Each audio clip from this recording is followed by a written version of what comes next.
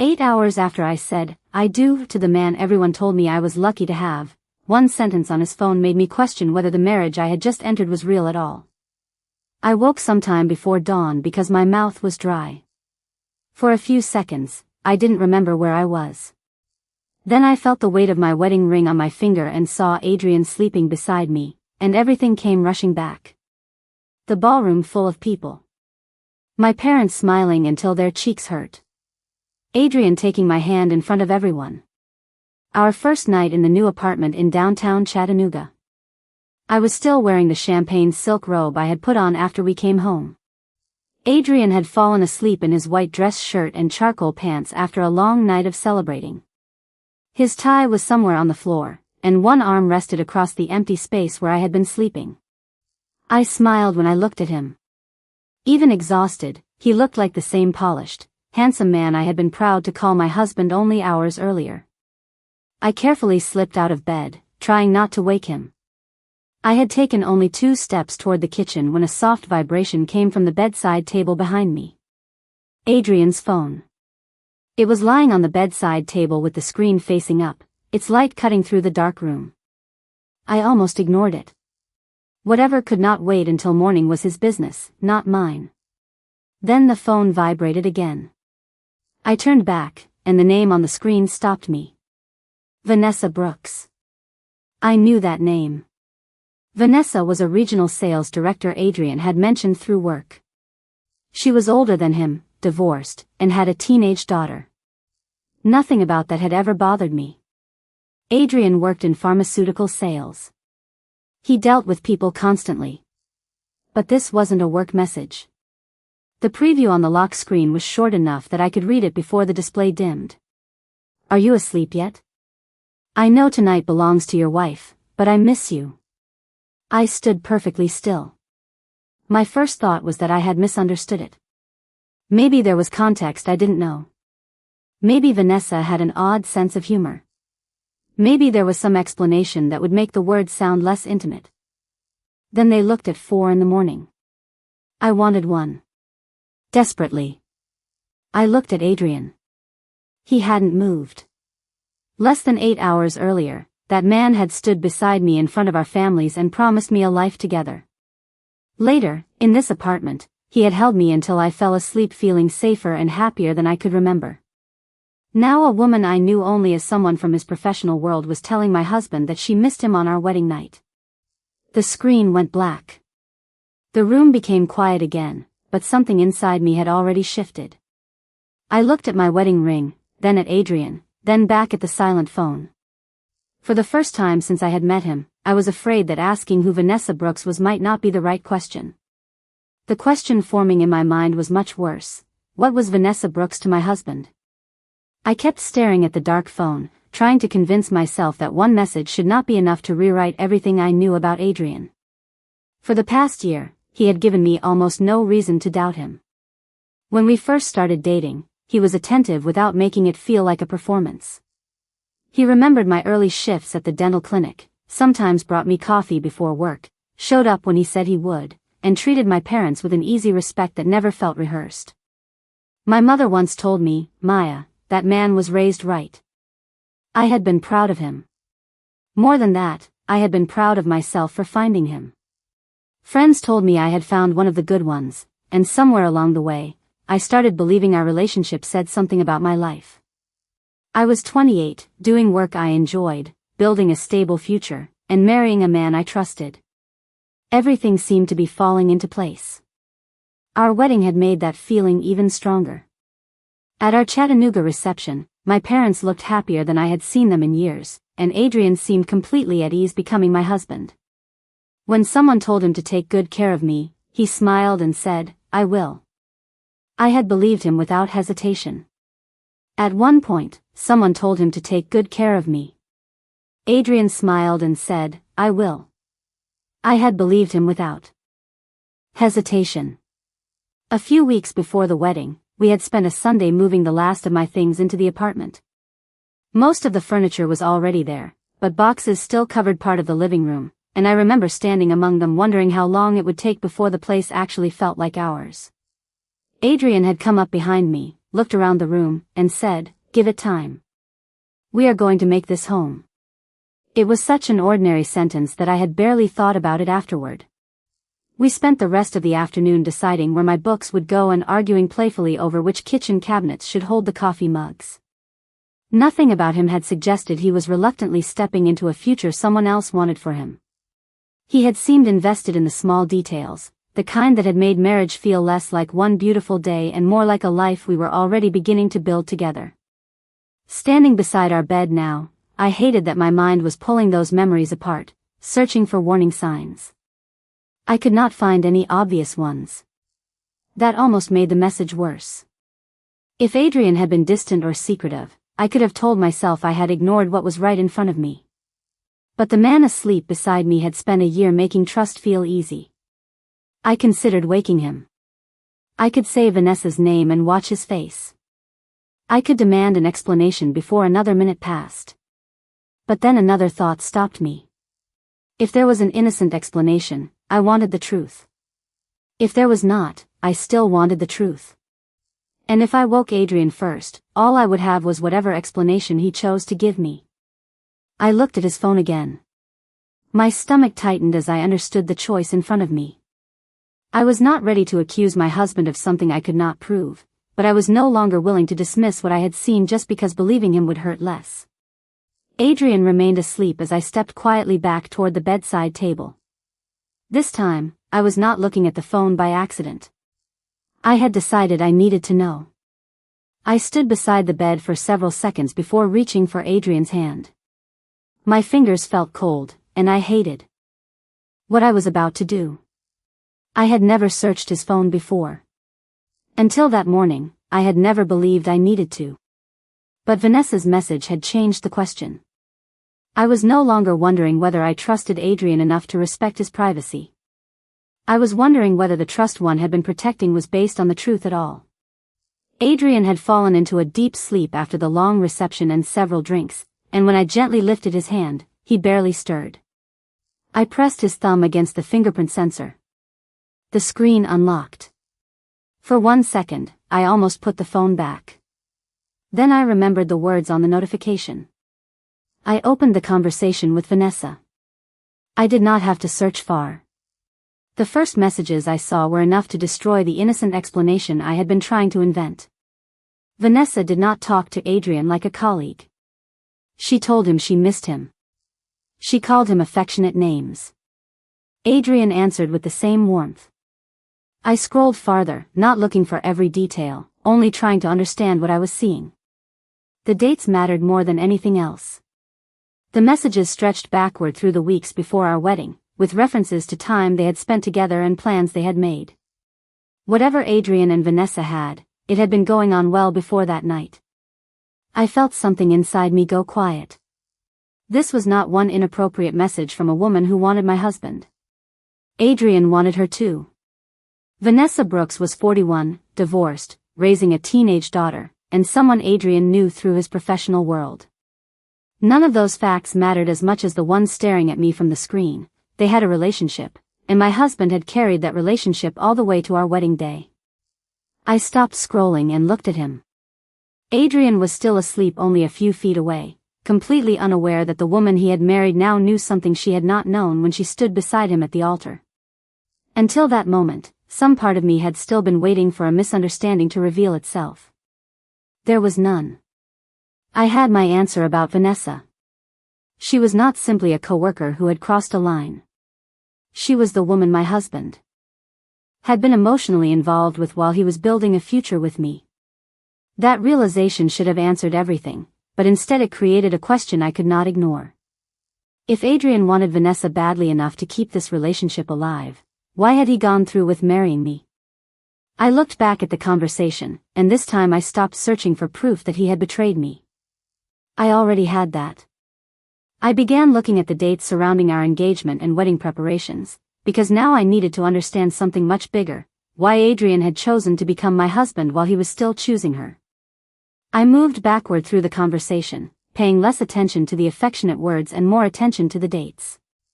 I already knew Adrian had betrayed me. Reading 10 more messages that proved the same thing would not change that.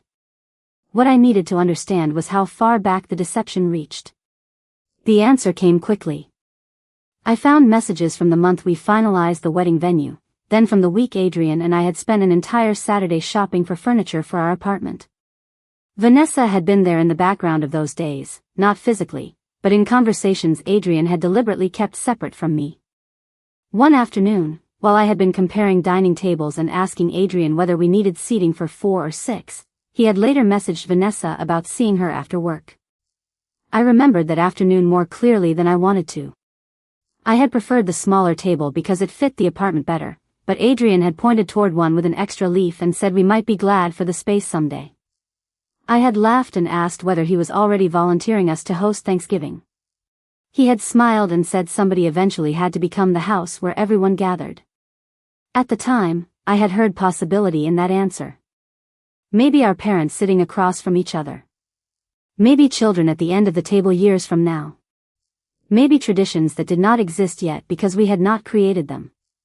Now I was staring at evidence that later that same day, while I had been carrying home that picture of our future, Adrian had been arranging time with Vanessa. The memory did not prove another betrayal. I already knew about the betrayal. What changed was my understanding of how comfortably he had participated in building one future with me while protecting another relationship from it. Another exchange appeared during the week we mailed our final invitations. Vanessa had asked whether all the wedding planning was becoming too real for him. Adrian had reassured her instead of telling her their relationship needed to end. That distinction mattered. I had been searching for some point when he tried to choose our marriage and failed. I could not find one. He had not spent the engagement pulling away from Vanessa. He had maintained both relationships while moving steadily toward the altar with me. I sat on the edge of the bed and tried to fit that truth beside the memories I still had of him. Adrian had been present during those months. He had toured the ballroom with me. He had discussed our guest list.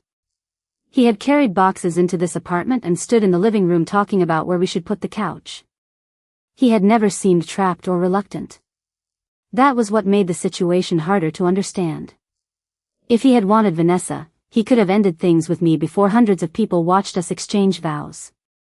If he had wanted me, he could have ended things with Vanessa before becoming my husband. Instead, he had done neither. I looked at his sleeping face and felt my understanding of the betrayal change. This was no longer simply about a husband who had been unfaithful. Adrian had known about the contradiction long before our wedding and had walked toward marriage anyway. The question was no longer whether Vanessa had crossed some boundary or whether Adrian had made one terrible mistake.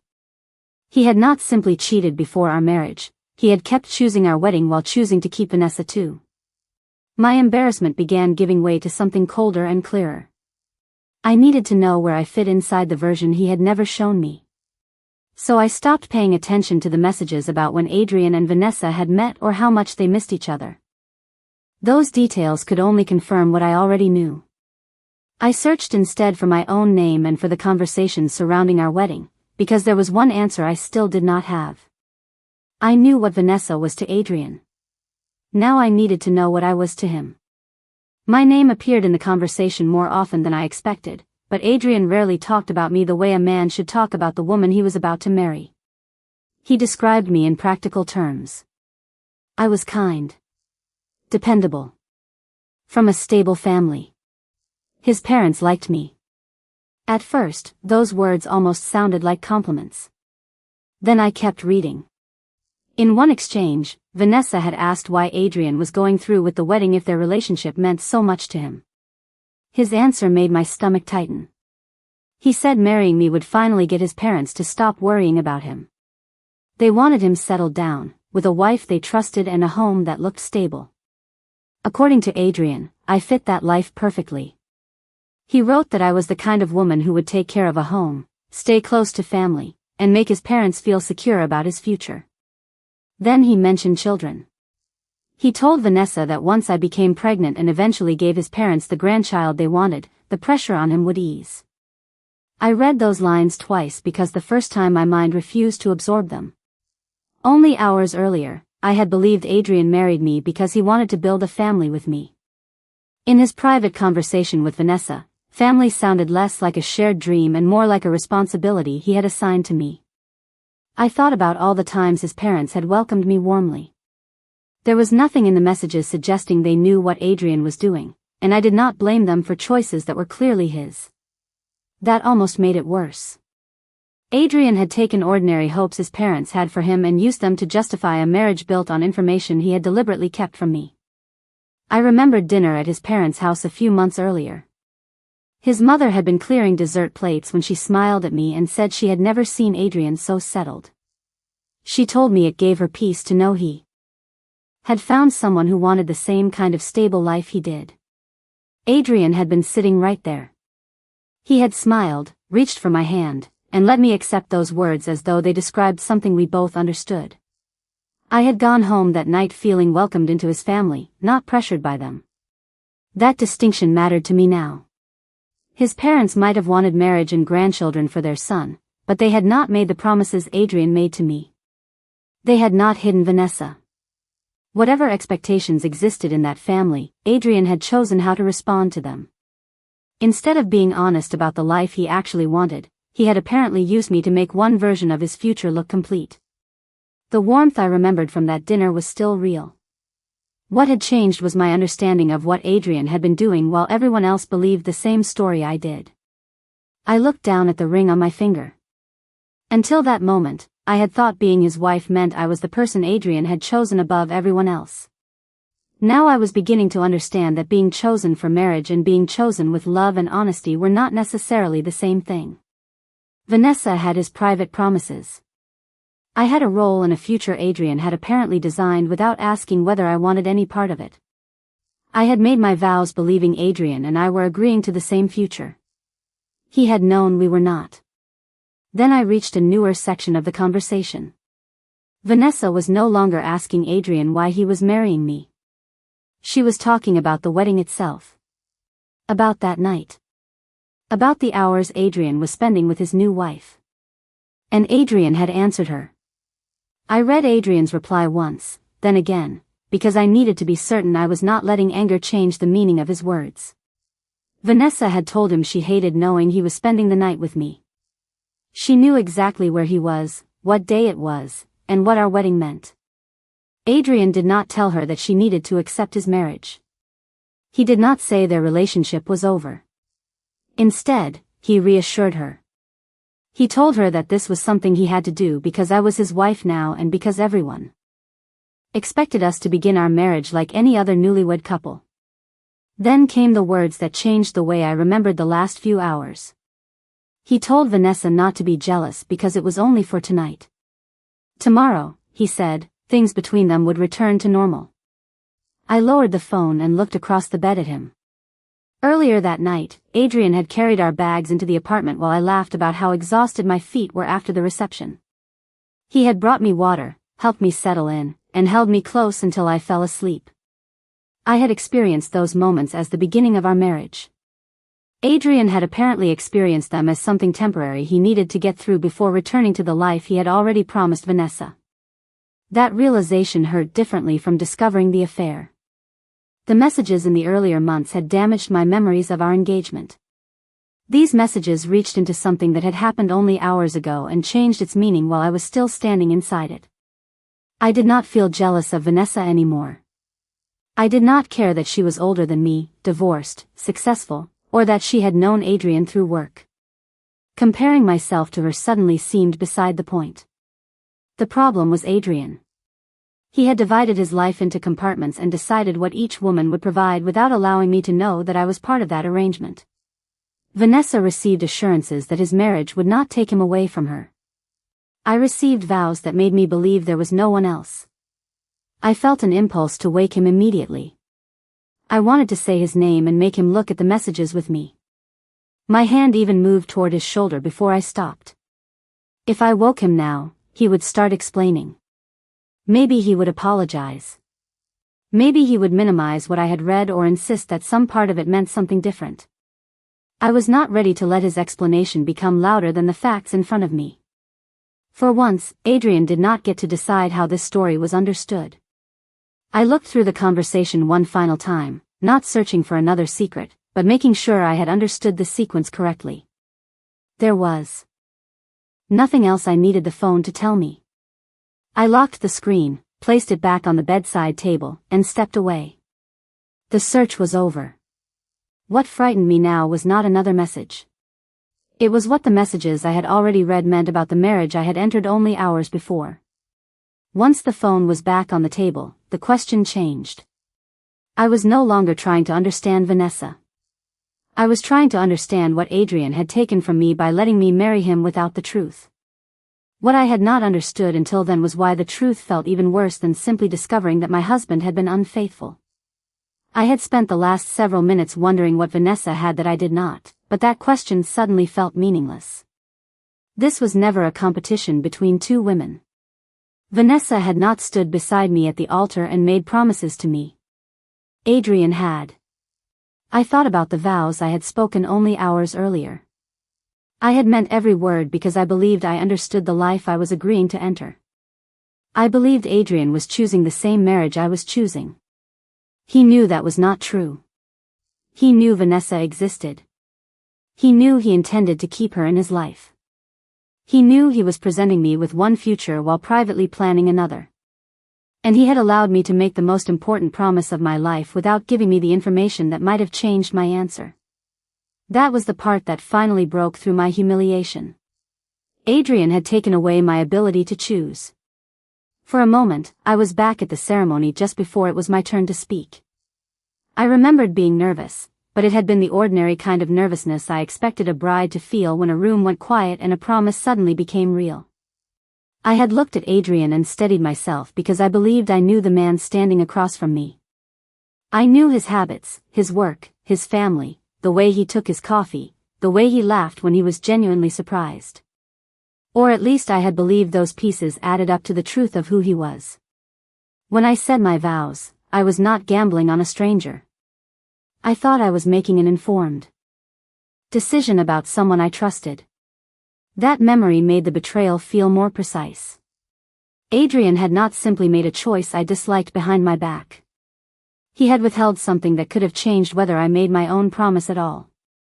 He had watched me say yes while knowing I was saying yes to a version of our marriage that existed only because I did not have the same information he did.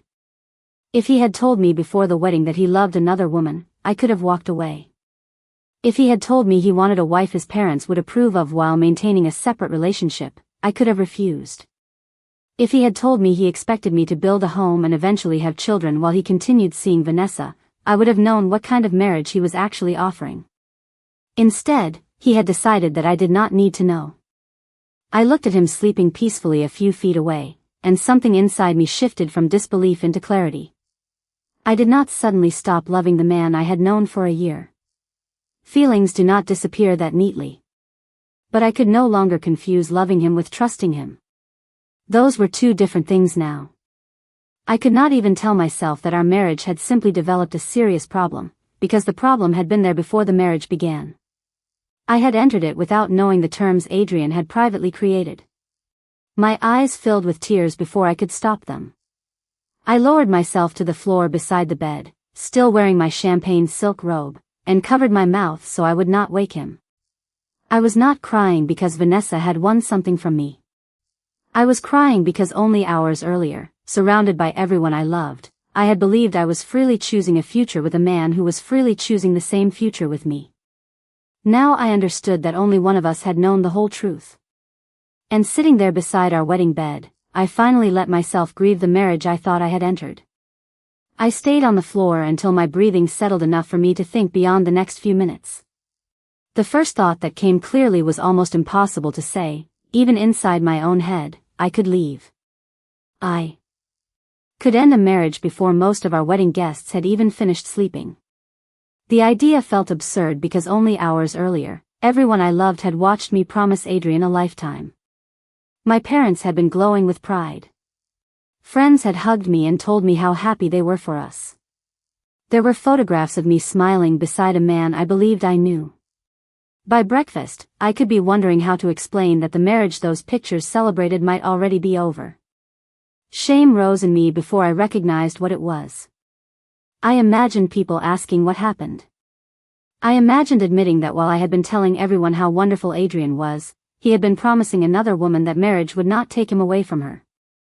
For a moment, staying seemed easier simply because leaving would make the humiliation public.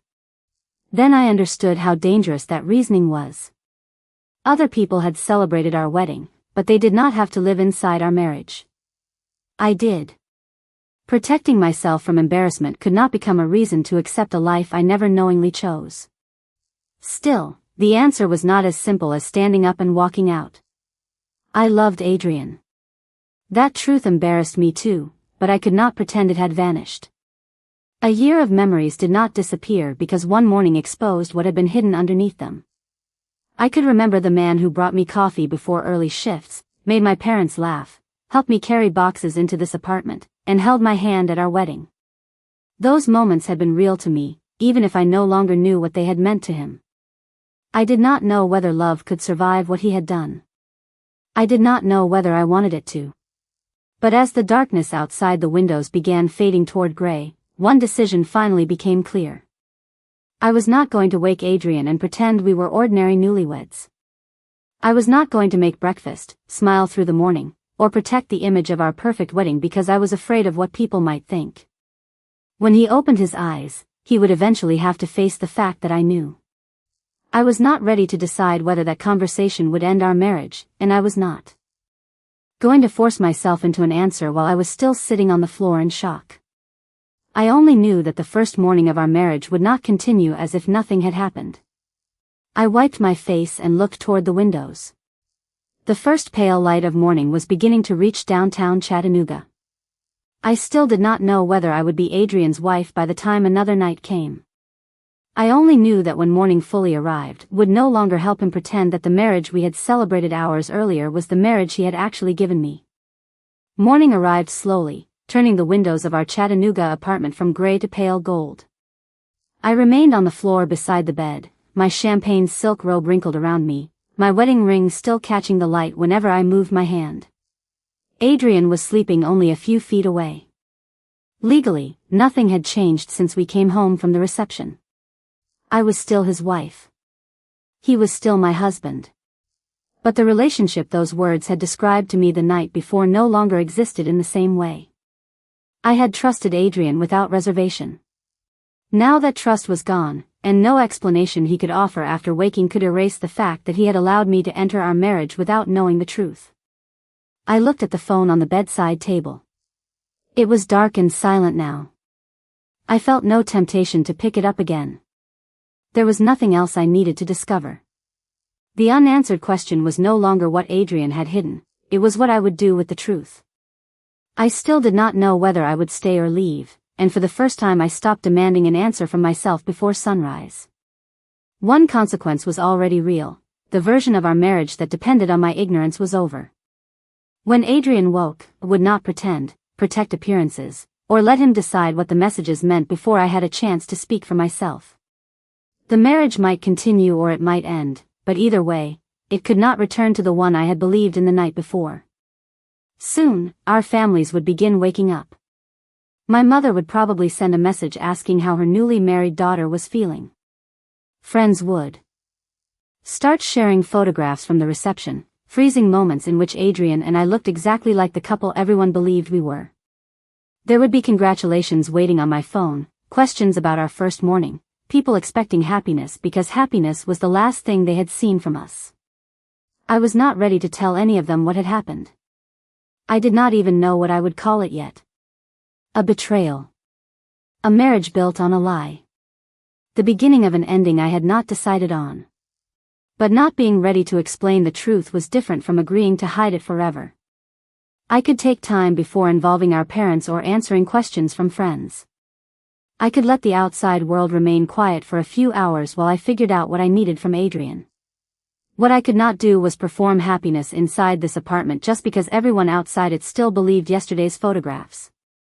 I wiped the last tears from my face and watched daylight spread across the room. I did not feel strong. I did not feel victorious. I felt heartbroken, exhausted, and uncertain. But underneath all of that was one small change that had not been there when Vanessa's message first appeared. For the first time that morning, I was no longer waiting for Adrian to define what happened next. Maybe commitment means more than being chosen by someone. It may also require enough honesty for both people to understand what they are choosing together. Sometimes betrayal hurts not only because trust is broken, but because it changes the meaning of decisions we believed we made freely. And clarity does not always arrive with an immediate answer. Sometimes it simply gives us permission to stop protecting appearances, admit that love and trust are not the same thing, and take time before deciding what comes next. I did not know that morning whether my marriage would survive. I only knew that whatever happened after sunrise would have to begin with the truth, not the version of our life Adrian had created for me. If you were sitting where I was that morning, knowing the person you loved had hidden something this fundamental from you, what would you need to hear, understand, or decide before choosing whether to stay or walk away?